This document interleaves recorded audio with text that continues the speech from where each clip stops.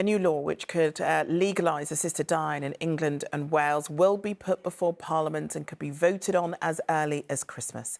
In the past hour, Labour MP Kim Leadbeater confirmed she's bringing forward a private member's bill on the issue.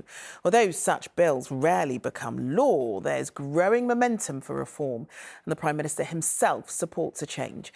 It would be the biggest social shift since the legalisation of abortion in the 1960s, but it's not without controversy, with a wide variety of concerns from religious beliefs to fears for the vulnerable. Here's our UK editor, Paul Brand, on what it could mean. Come on, love. Helen Skelton lives a full life, making the best of a path that she knows may lead to a painful death. Diagnosed with stage 4 breast cancer, it spread to her spine and ribs, and she's allergic to many painkillers. I think many people say it's not the death bit that they're frightened of, it's not the dying, it's actually what the death is going to be like and dying in pain. And yeah, my worst fear is that I will be in uncontrolled pain and that my family will have to witness me in uncontrolled pain. What difference would it make to you if you knew there was an option for you to perhaps end your life in a different way? Oh, it would make such a difference. And the word I'd use is freedom. You know, it would give me more freedom for joy and less fear. It's been a really big decision.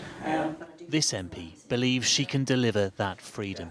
Today, Kim Leadbeater announced she'll try to pass a bill making it legal to help terminally ill people to die peacefully. At the moment, the law is not fit for purpose. The law is not giving people the choice that they deserve. We all deserve a good life, and I believe, where possible, we deserve the right to a good death. Hello? Hello, is that Esther? Keir Starmer hasn't given any greeting to this bill. But in March, he promised campaigner Esther Ranson he'd allow a vote on assisted dying, undoubtedly encouraging MPs to make one happen. I'm personally in favour of changing the law. I think we need time. We will make that commitment, Esther. I can give you that commitment right now. It is one that fills others with fear. Hiya, Miro. Miro Griffiths has been disabled since childhood. His breathing and swallowing will eventually deteriorate. He worries assisted dying will devalue living.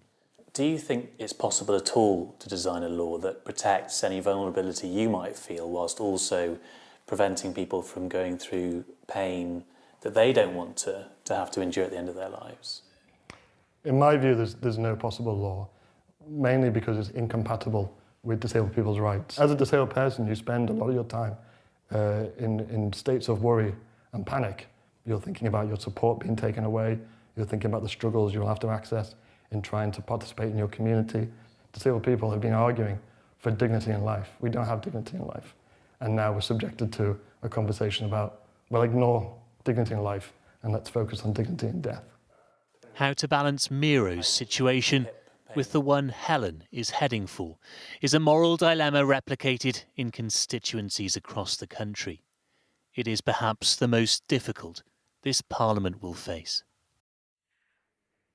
But Paul, Parliament's debated this before, so what's different this time? Several things, Charlie, not least of all the fact that most of the MPs who voted against assisted dying in 2015 are no longer in Parliament at all. The composition of the Commons has seismically changed since then. We've got far more Labour MPs, Lib Dem MPs, Green MPs. Those parties tend to be more in favour of assisted dying than, say, for example, the Conservatives. We've got far fewer Conservative MPs, of course, this time around. This would be a free vote, though, meaning that party leaders aren't going to tell MPs which way to go. It'll be down to their individual consciences. But I do think the other really significant thing is that we've got the first Prime Minister in history who favours assisted dying.